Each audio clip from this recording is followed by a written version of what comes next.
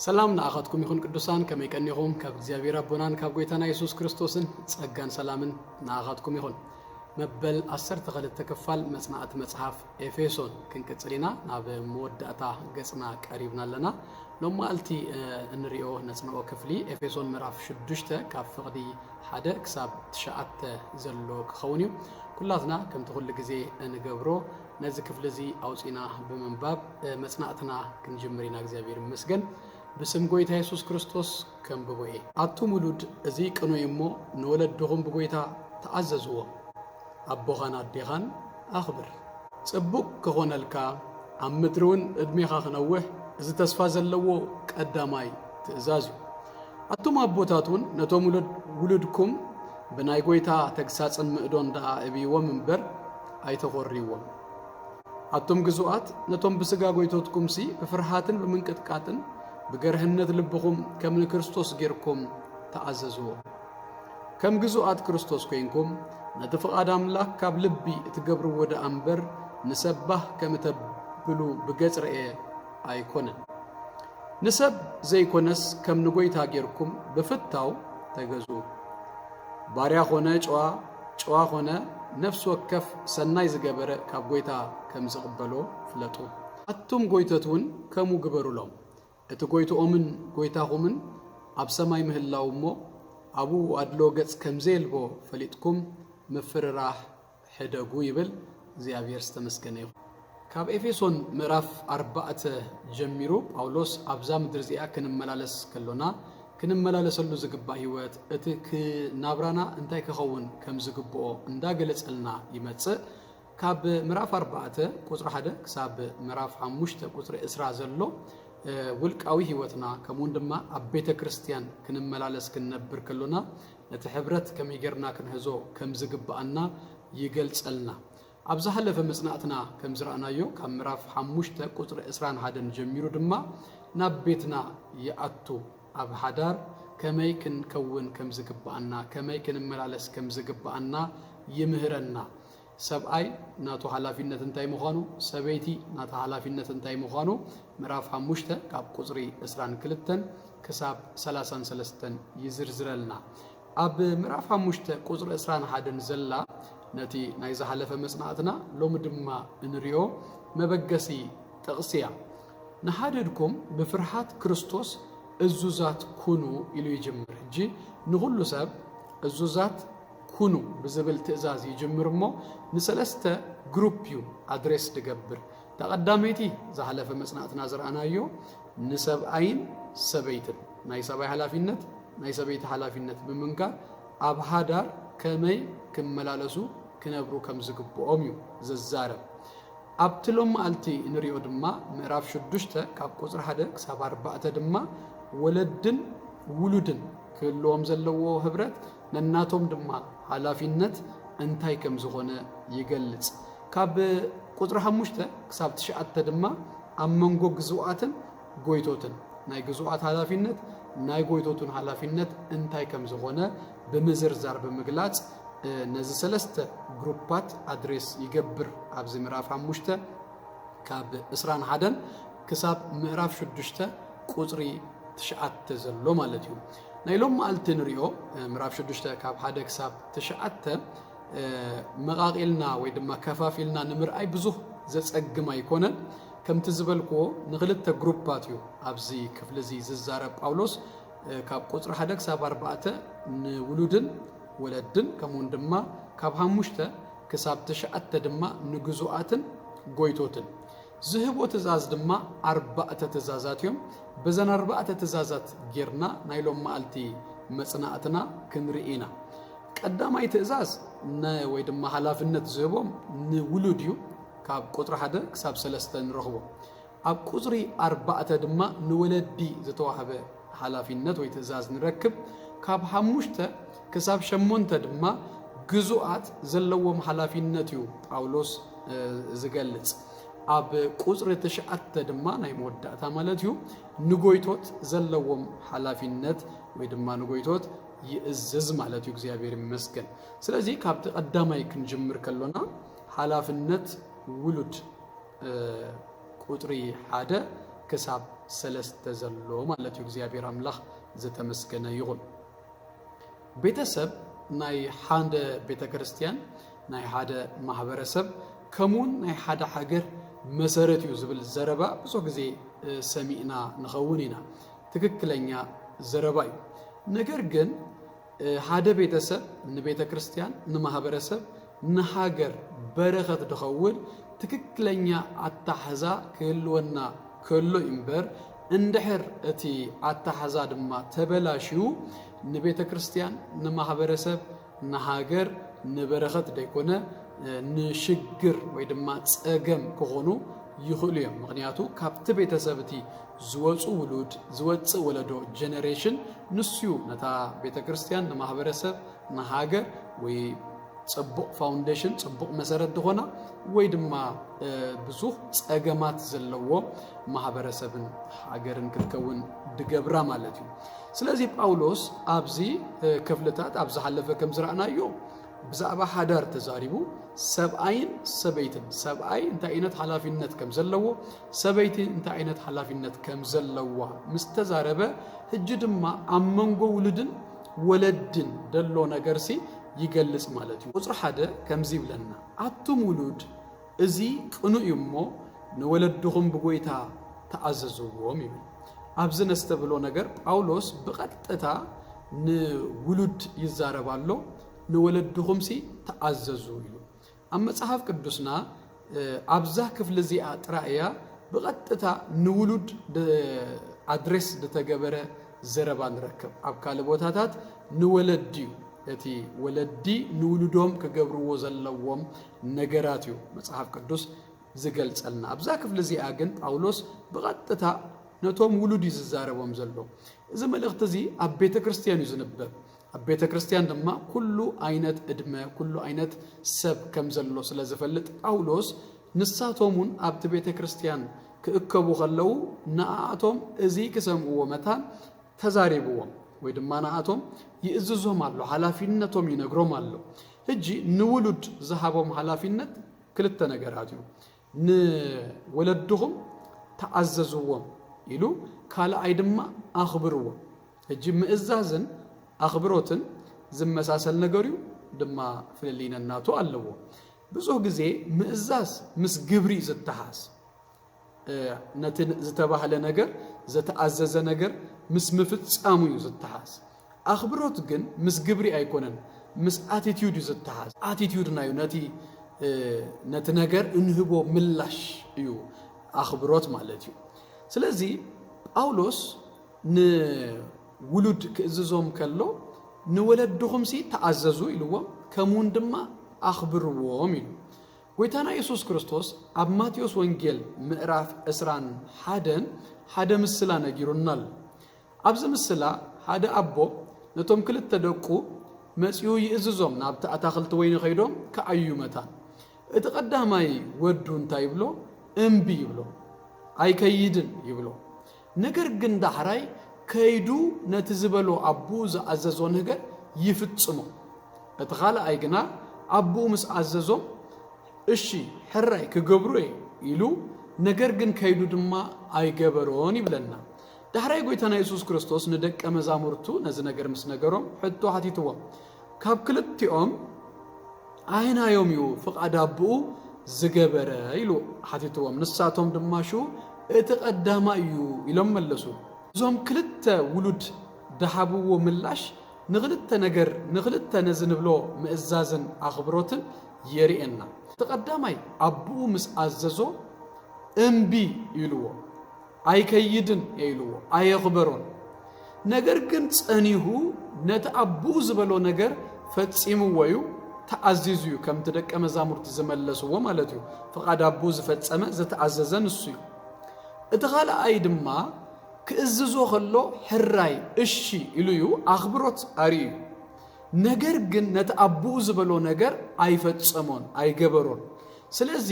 ኣይተኣዘዘን ኣብ ክልቲኦም ሓደ ነገር እዩ ዘሎ ኣብቲ ቀዳማይ ምእዛዝ ኣሎ ኣኽብሮት ግን የለን ኣብቲ ካልኣይ ድማ ኣኽብሮት ኣሎ ነገር ግን ምእዛዝ የለን ጳውሎስ ግን ኣብዚ ንውሉድ ክእዝዝ ከሎ ክልቲኡ ይሃልወኩም ተኣዘዝዎም ከምውን ድማ أخبروا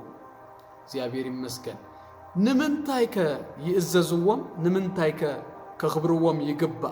سلسة مغنياتات دما يهبنا قداماي أبقى صراحة نرخبه مالتيو أتمولد إزي قنوئيو زبلو مالتيو قداماي نقر قنوء سلازخون تككلنيا نقر سلازخون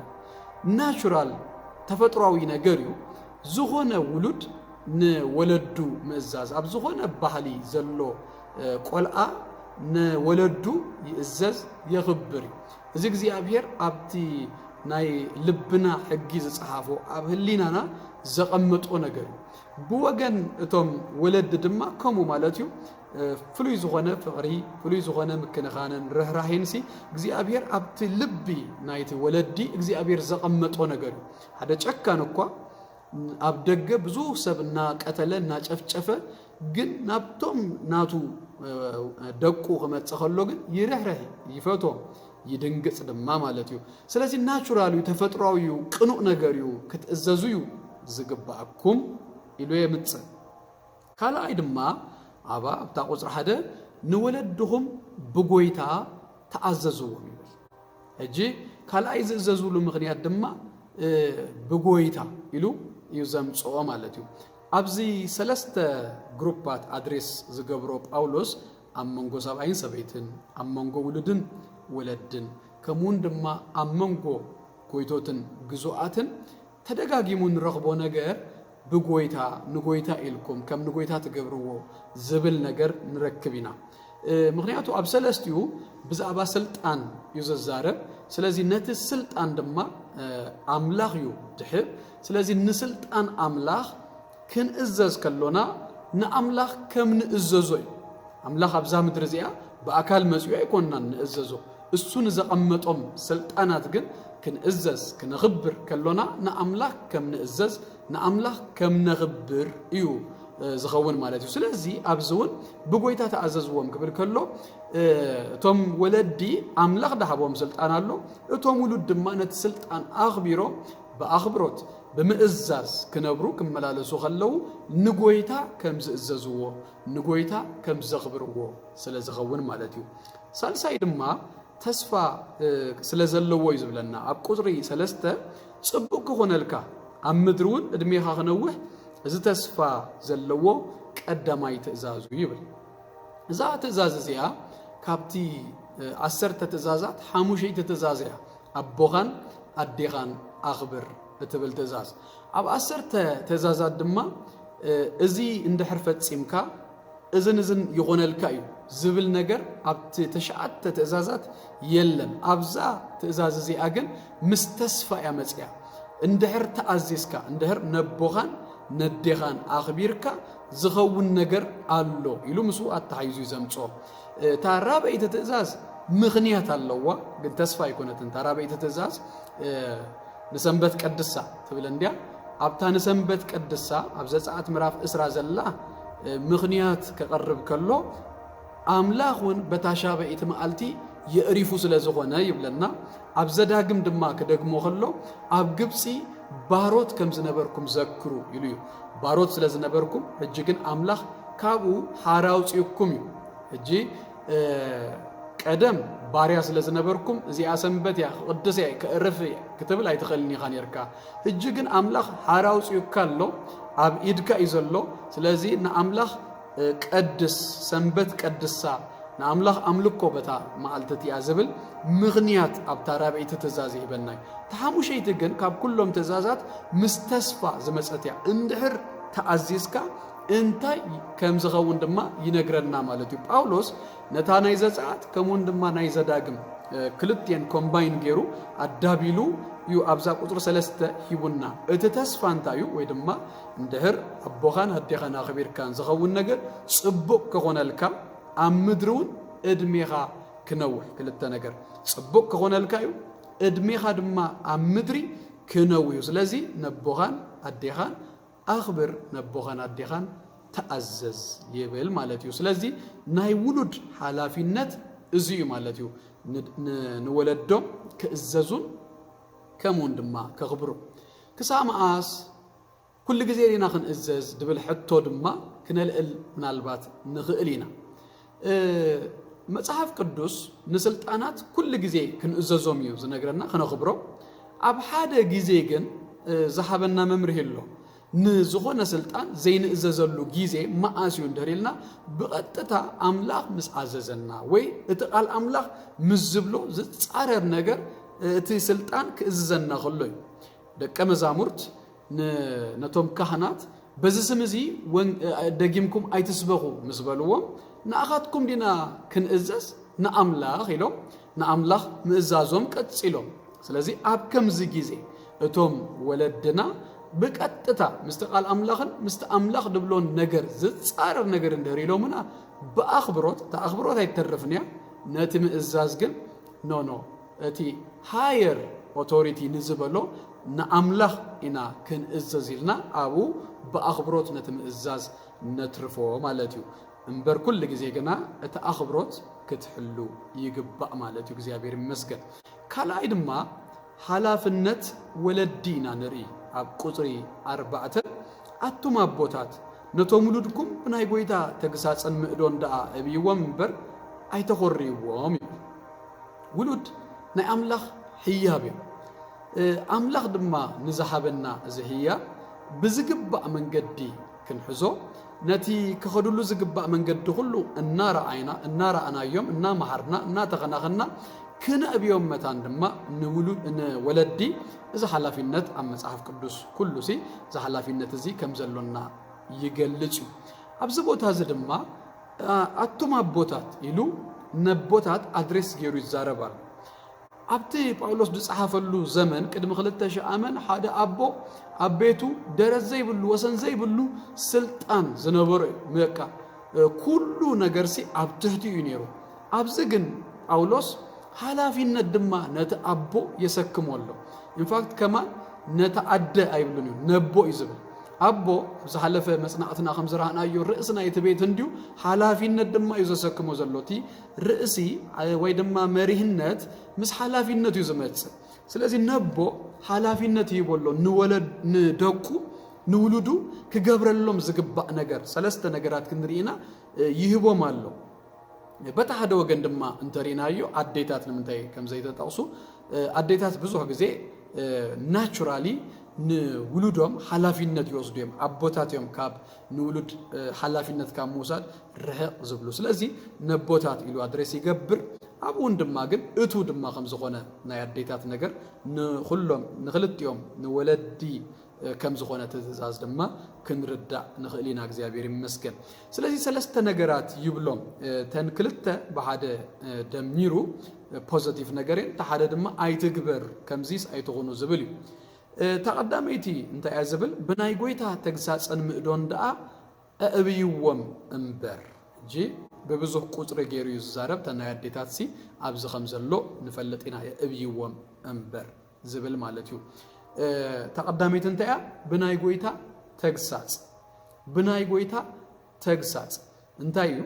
discipline سنسرات أندا أتحسكم يأبيوم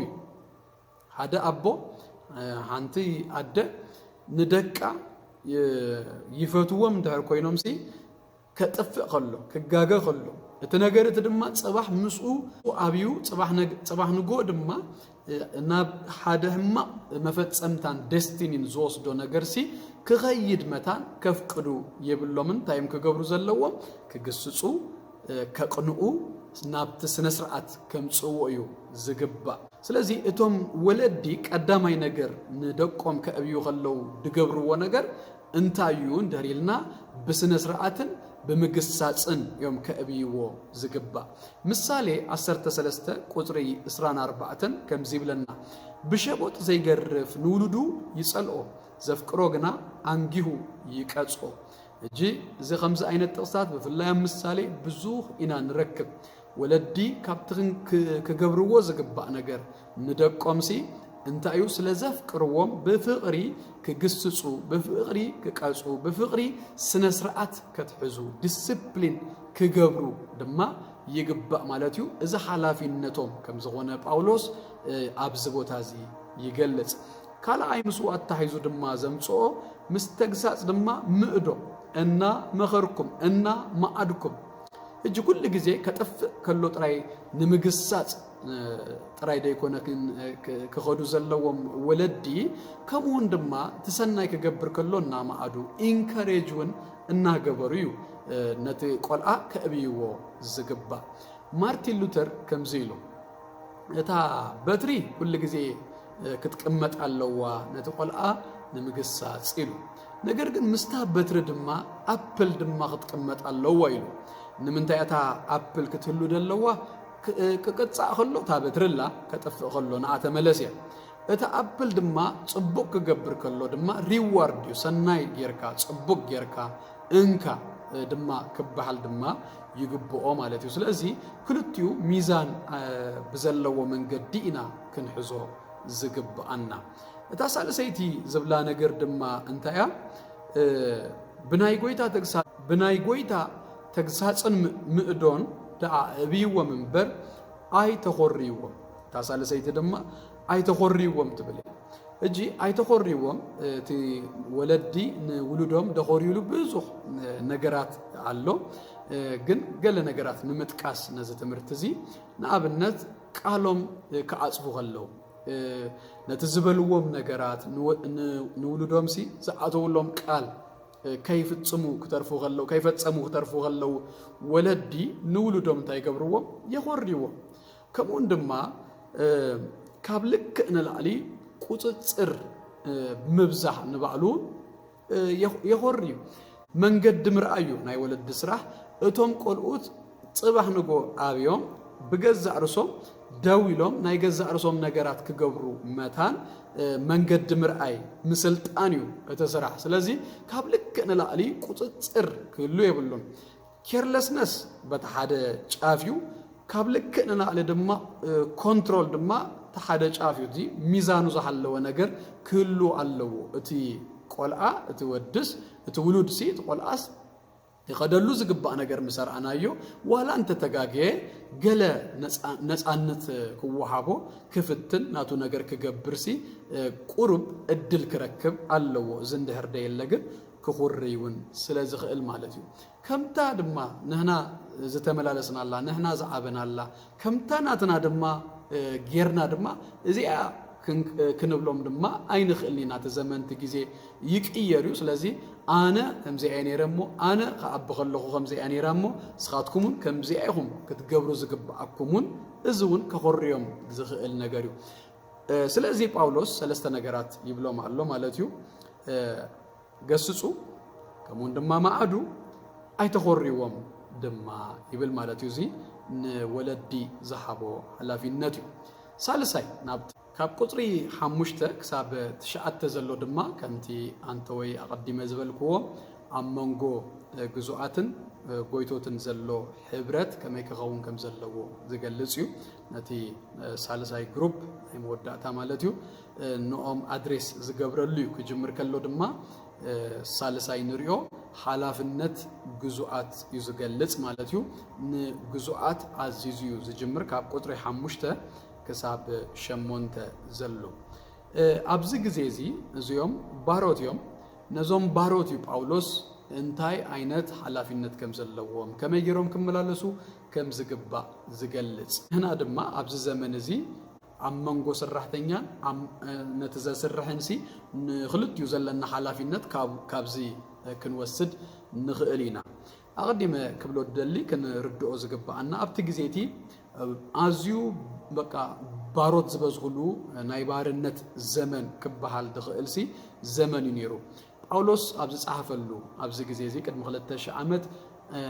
60 ሚልዮን ድኸውን ባሮት እዮም ነይሮም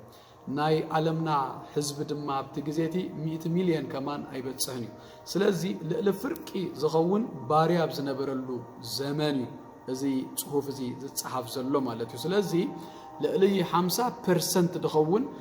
ባሮት እንድሕር ነይሮም ተኾይኖም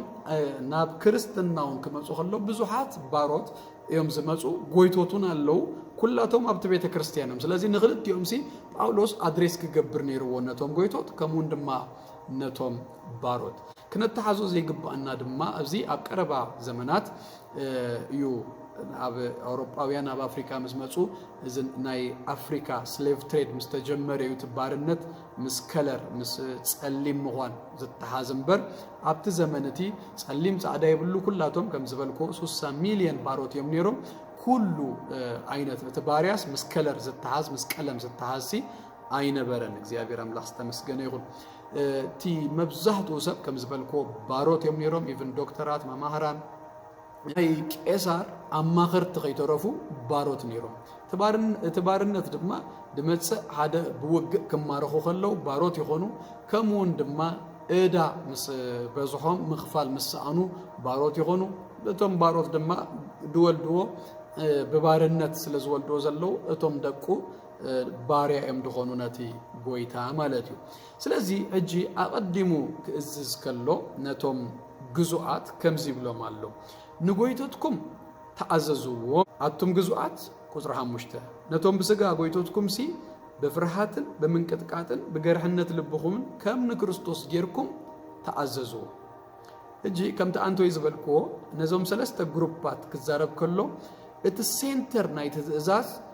በቃ ከም ንክርስቶስ ጌርኩም ዝብል ተደጋጋሚና ንረክብ ኣብ ሰለስቲዮ ግሩፓት ክዛረብ ከሎ ብፍላይ ድማ ኣብዚኣ ኣብ ኩለን ጥቕስታት ኣብ 4 ጥቕስታት እዚኣ ንረኽባ ኢና ዛ ሓሳብ እዚኣ ንጎይታ ከም ትእዘዙ ጌርኩም ዝብል ማለት እዩ ኣብ ቁጥሪ 5 ከም ንክርስቶስ ጌርኩም ይብለና ኣብ ቁጥሪ 6 ድማ ከም ግዙኣት ክርስቶስ ይብለና ኣብ ቁጥሪ 7 ድማ ከም ንጎይታ ጌርኩም በፍታው ይብለና ኣብ ቁጥሪ 8 ድማ ካብ ጎይታ ከም ዝቕበሎ ፍለጡ ይብለና ስለዚ እቲ ምእዛዝ ምስ ናይ ጎይታ ኣማእኺሉ ኣተሓሂዙ እዩ ዝእዝዝ ዘሎ ማለት እዩ ተኣዘዝዎም ክብል ከሎስ ንጎይታ ከም ትገብርዎ ጌርኩም ተኣዘዙ ዝብል ደጋጊሙ ዘስምረሉ ነገር እዩ ማለት እዩ ስለዚ ሕጂ እዞም ባሮት ክእዘዙ ከለው ክገብሩ ከለው ንጎይታ ከም ዝገብርዎ ሓሲቦም እንድሕር ገይሮም ዝኸውን ነገራት ድማ ኣሎ ስለዚ ንኡ ድማ ይገልጸልና ከምታ አንቶይ ዝበልክዎ ድማ ናብቲ ዘመን ጥራይ ደይኮነስ ናብቲ ዘመንና ድማ መጺና እንድሕር ወሲድናዮ ኣብ ዝኾነ ስራሕ ከድና ክንሰርሕ ከሎና እዚ መንፈስ እዚ ዓይነት ልብ እዚ ሒዝና ኢና ንሕናውን ክንሰርሕ ዝግባአና ነቶም ዘስርሑና ክንእዘዞም ከሎና ንጎይታ ከም ንእዘዝ ሓሲብና ንጎይታ ከም ንገብሮ ሓሲብና እንጂ ንጎይታ ከም ዝእዘዞ ገይሩ እንድሕር ድማ ይእዘዝን ይገብርን ኣሎ እንድሕር ኮይኑ ናቱ ድማ ሳዕቤና ኣሎ ወይ ድማ ካብኡ ዝመጽእ ሪዛልት ኣውትካም ድማ ኣሎ ማለት እዩ ንጎይታ ኢልና ኣብ ስራሕና ንገብር እንድሕር ኮይና ንጎይታ ኢልና ኩሉ ስራሕና ንሰርሕ ኣለና እንድሕር ኮይና ኣትሊስት ክልተ ነገርሲ ክኸውን እዩ ሓደ ኣኽብሮት ክህልወና እዩ ነቲ ዘስራሐና ሰብ ብጣዕሚ ኣኽብሮት ክህልወና እዩ ብኣኽብሮት ኢና ንሪኦ ምክንያቱ ንጎይታ እንድዩ ስለዚ ትክእዝዘና ከሎስ ልክ ጎይታ ከም ዝእዝዘና እናሓሰብና ስለዝኾነ ከምታ ኣብ ቁጥሪ 5 ዝብሎ ብፍርሃት ምንቅጥቃጥ ብገርሕነት ከም ዝብሎ በዚ መንፈስ እዚ በዚ ኣኽብሮት እዚ እዩ ነቲ ዘስራሐና ሰብ ነኽብሮ ማለት እዩ ካልኣይ ድማ እቲ ስራሕ ክስራሕ ከሎ ክእየ ከሎ ካብ ብልቢ እዩ ዝግበር ማለት እዩ ምክንያቱ እቲ ስራሕ ንጎይታ ተባሂሉ ስለ ዝግበር ንጎይታ ኢልና ንገብሮ ነገር ኩሉሲ ካብ ብልቢ with integrity እዩ ዝግበር ንሰብ ንምርኣይሲ ኣይክኸውን እዩ እንታይ ብሎ ኣብ ቁጥሪ 6 ከም ግዙኣት ክርስቶስ ኮይንኩም ነቲ ፍቃድ ኣምላክ ካብ ልቢ እትገብርዎ እምበር ንሰባሕ እተብሉ ብገጽ ረአ ኣይኮነን ይብሎ ስለዚ ክገብር ከሎ እዚ ከምዚ ዓይነት ሰብ ንሰብ ኣብ ቁጥሪ 7 ከም ዝብሎ ንሰብ ዘይኮነስ ከም ንጎይታ ጌርኩም ብፍታው ተገዝኡ ይብሎ ስለዚ ብፍታው ንጎይታ ከም ዝግበር ገይሩ ዝገብሮ ሳልሳይ ነገር ድማ ንጎይታ ኢሉ ዝገብር ሰብ ክገብር ከሎ እንታይ ዝኸውን እቲ ሪዋርድ ናቱ ካብ ጎይታ ከም ዝቕበል ይፈልጥ ኣብቲ ዘመነቲ እዚኦም ባሮት እንዲኦም ነይሮም እቶም ዋናታቶም ድማ ብዙሕ ይእምጽዎም ነይሮም ነገር ግን ናትካ ጎይታ እሱ ይኸፍለካ እዩ ኣብ ቁጥሪ 8 ባርያ ኾነ ጨዋ ኾነ ነፍስ ወከፍ ሰናይ ዝገበረ ካብ ጎይታ ከም ዝቕበል ፍለጡ ስለዚህ እቲ ሪዋርድ ኣብዛ ምድሪ እዚኣ ድውሰን ደይኮነስ ጎይታ ባዕሉ ዝኸፍሎ ነገር ከም ዝኾነ እና ረአየን እናስተባሃለን እዩ ዝኣይ ማለት እዩ እግዚአብሔር አምላኽ ዝተመስገነ ይኹን ራብዓይ ናይ መወዳእታ ንሪኦ ድማ ሓላፍነት ጎይቶት እዩ ኣብ ቁፅሪ 9 ንረኽቦ ማለት እዩ ኣቱም ጎይቶት እውን ከምኡ ግበሩሎም እቲ ጎይቶኦምን ጎይታኹምን ኣብ ሰማይ ምህላው እሞ ኣብኡ ኣድሎ ገጽ ከም ዘየልቦ ፈሊጥኩም ምፍርራህ ህደጉ ይብል ኣብዚ ጳውሎስ ንጎይቶት እዩ ሓላፊነቶም ወይ ድማ ትእዛዝ ዝህብ ዘሎ ከምቲ አንቶይ ዝበልክዎ ግን ንህና ድማ ናብዚ ዘመን እዚ ክንመልሶ ከለና ኣብ ትሕቴና ሰባት ነስርሕ እንድህር ኮይንና ካብዛ ጥቕሲ እዚኣ መምርሒታት ክንወስድ ንኽእል ኢና ኣብ ትሕቴና ንዘለዉ ሰባት ከመይ ጌርና ክንሕዞም ከመይ ጌርና ክነመሓድሮም ከም ዝግባአና ማለት እዩ ኣብ መጽሓፍ ቅዱስና ኣርአያ ክኾነና ዝኽእል በዚ ነገር እዚ ሓደ ቦአዝ እዩ ቦአዝ ነቶም ኣብ ትሕቲኡ ዝነበሩ ሰባት ነቶም ኣብ ትሕቲኡ ዝሰርሑ ዝነበሩ ሰባት ዝሕዞም ዝነበረ ኣተሓዛ ናቱ ኣፕሮች ኣዝዩ ደስ ዘብል እዩ መጀመርያ ሩቱን ናቡ ምስ መፅአት ናብቲ ናቱ ግራት መፅኣ እኽሊ ክትእክብ ከላ ከመይ ድንግፀላ ከም ዝነበረ ከመይ ከናኸና ከም ዝነበረ ኣብቲ መጽሓፍ ነንብብ ኢና ምስ ጥራይ ድማ ደይኮነ ምስቶም ኩሎም ዝሰርሑ ዝነበሩ ሰባት ዝነበሮ ሰላምታ ዝነበሮ ኣፕሮች ዝነበሮ ኣተሓዛ ኣዝዩ ደስ ዘብል እዩ ከም ንኣብነት ምዕራፍ 4 ቁፅሪ 2 እንድሕር ኣንቢብና እንሆ ድማ ቦአዝ ይብለና ካብ ቤተልሔም መጺኡ ነቶም ኣጻዶ እግዚአብሔር ምሳኻትኩም ይኹን በሎም ንሳቶም እውን ከዓ እግዚአብሔር ይባረካ በልዎ ይብል እግዚአብሔር ይመስገን ኣብዛ ጥቕሲ እዚኣ ድማ ጳውሎስ ንጎይቶት ከመይ ጌሮም ነቶም ግዙኣት ክህዝዎም ከም ዝግባእ ይነግር ማለት እዩ ኣትሊስት ሰለስተ ነገር ክነውፃሉ ንኽእል ኢና ሰለስተ ነገራት ይነግሮም ኣሎ ቀዳማይ ከምኡ ግበሩሎም ኣቱም ጎይቶት እውን ከምኡ ግበሩሎም ከመይ ክገብሩሎም ከምቲ ንሳቶም ክግበረሎም ዝደልዩ ከምኡ ክገብሩሎም መታ ጎይታና ኢየሱስ ክርስቶስ ኣብቲ ናይ ከረን ትምህርቲ ካብ ማቴዎስ ወንጌል ምዕራፍ 5 ክሳብ 7 ዘሎ ማለት እዩ ኣብ ምዕራፍ 7 ቁፅሪ 12 ሓደ ዝተዛረበ ቃል ኣሎ ከምዚ ይብል በአርሲ ኦሪትን ነቢያትን ለዚዩ ከምቲ ሰብ ክገብረልኩም ትደልይዎ ዘበለ ሁሉ ንስኻትኩምን ከምኡ ግበሩሎም ይብል እዚኣ ጎልደን ሩል ያትበሃል ናይ ህይወትና ቅዲ ክኸውን ዝግብኦ እዩ ሰባት ክገብሩልና ንደልዮ ነገር ልክ ከምኡ ድማ ኢና ንሕናውን ክንገብር ዝግባአና ስለዚ ነዞም ጎይቶት ከምቲ ክግበረልኩም ትደልዩ ነዞም ግዙኣት ነዞም ኣብ ትሕቲኹም ዘለው ከምኡ ግበሩሎም ይብሎም ኣሎ እግዚአብሔር አምላኽ ዝተመስገነ ይኹን ካልኣይ ድማ መወዳእታ እያ ዘላ ግን ኣብ ካልኣይ ኣምፅእ ኣለኹ ምፍርራህ ህደጉ ይብል እጂ ምፍርራህ ህደጉ ብፍላይ ኣብቲ ዘመነቲ ዞም ጎይቶት ኣብ ትሕቲኦም ንዝነበሩ ባሮት ከም ንብረቶም እዩ ስለዚ ከስርሕዎም ከለው እናቐጥቀጡ እናፈራርሁ ድላዮም እናገበሩ ክሳዕ ዝቐትልዎምን ሓታት የብሎምን ደሓቶም መንግስቲ ወይ ደሓቶም ኣካል የለን ንባርያ ነቲ ናቱ ባርያ ቀቲልካ ኢሉ ማለት እዩ ከም ንብረት እዩ ዝውሰድ ከምቲ ባሮት ክቡራት እዮም ነይሮም እንድሕር ቀቲልዎስ ንብረቱ ምጥፋእ እዩ ስለዚ ዝውሰድ እምበር ንምንታይ ግን ቀቲልካዮ ኢሉስ ዝሓቶ ማንም ኣካል ኣይነበረን ጳውሎስ ግን እንታይ ይብሎም ኣሎ ምፍርራህ ህደጉ ከተስርሑ ከለኹም ብምፍርራህ ብምቅጥቃጥ ብምቕታል ብኸምዚ ዓይነት መንገዲ ኣይኮነን ይብሎም ሳልሳይ ድማ ናይ ክልቲኦም ጎይታ ኣምላኽ ኣብ ሰማይ ከም ዘሎ ኣዘኪርዎ እንታይ ይብል እቲ ጎይቶኦምን ጎይታኹምን ኣብ ሰማይ ምህላው እሞ ኣብኡ ኣድልኦ ገጽ ከም ዘየልቦ ፈሊጥኩም ይብል ስለዚ እዚኦም ሕጂ ኣብ ላዕሊ ናይ ክልቲኦም ጎይታ ከም ዘሎ ናይቶም ባሮት ይኹኑ ናይቶም ጎይቶት ኣብ ላዕሊ ኣብ ሰማይ ናይ ክልቲኦም ጎይታ ከም ዘሎ ኣዘኪርዎም ስለዚ እጂ ብፍላይ ነዞም ክርስቲያናት እንዲሁ ዝፀሓፈሎም ዘሎ ክሪእዎም ዝግባእ ኣረኣእያ ዝተለወጠ ክኸውን ከም ዘለዎ እዩ ኣብዚ ዝነግረና ዘሎ ጎይታ ኣለኩም ንክልቲኹም ናይ ክልቲኹም ጎይታስ ኣብ ላዕሊ ኣሎ